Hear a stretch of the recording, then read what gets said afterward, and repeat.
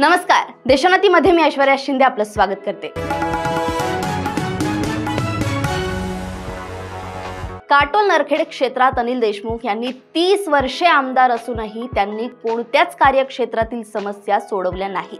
त्यामुळे येथील जनमताचा कौल त्यांच्या विरोधात निर्माण झाल्याचे कुणबी समाज सेवा संस्था अध्यक्ष रमेश फिसके यांनी देशोन्नती सोबत बोलताना सांगितले आहे। रमेश फिसके गावोगावी मीटिंग घेऊन चरणसिंग ठाकूर यांना समर्थन देण्याबद्दल प्रत्यक्ष सांगत आहेत। रमेश फिसके यांनी त्यांच्या घरी मीटिंग घेतली। या मीटिंगमध्ये कुणबी सेवा संस्थाचे सर्व पदाधिकारी प्रामुख्याने उपस्थित होते। या बैठकीमध्ये भाजपचे चरणसिंग ठाकूर यांना कुणबी समाजाने मतदान करण्याचे आवाहन करण्यात आले।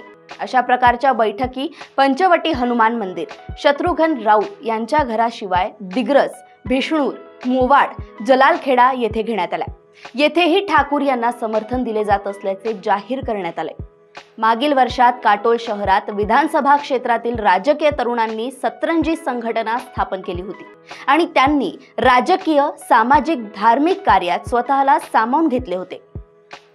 त्यांनी सुद्धा चरणसिंग ठाकूर यांना समर्थन घोषित केले आहे, अशी माहिती सतरंजी संघटनेचे जिल्हा परिषद सदस्य समीर उमप, काटोल नगर परिषदेचे माजी उपाध्यक्ष सुभाष कोठे यांनी दिली आहे। कुणबी संस्था व सतरंजी संघटनेच्या वाढत्या विरोधामुळे सलील देशमुख यांच्या अडचणीत वाढ झाली आहे। काटोलवरून 30 किलोमीटर अंतरावरील स्वतःच्या वडविहिरा गावात ते रस्ते, नाल्या करू शकले नाही।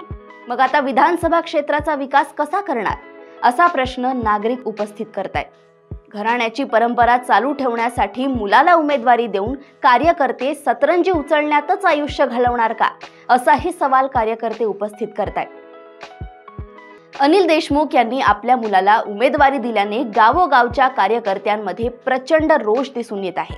आम्ही साहेबांचे कार्यकर्ते असून आयुष्यभर सतरंजाच उचलायच्या का, असा सवाल उपस्थित करतायत। निवडणुकीच्या तोंडावर अनेक गावातील राष्ट्रवादी शरद पवार गटाच्या कार्यकर्त्यांनी भाजपमध्ये प्रवेश घेतला। एका बाजूने राष्ट्रवादीमध्येच नाराजीचा सूर असताना नावात साम्य असलेले अनिल देशमुख हे अजित पवारांच्या राष्ट्रवादीचे घड्याळ चिन्ह घेऊन फिरत आहेत। घड्याळ चिन्हावरील अनिल देशमुख चरणसिंग ठाकूर यांच्या जवळचे समजले जातात। परिणामी घड्याळ चिन्हावर निवडणूक लढवत असलेले अनिल देशमुख हे सलील देशमुख यांच्या नाकी नऊ आणत असल्याचे हे चित्र या क्षेत्रामध्ये बघायला मिळत आहे।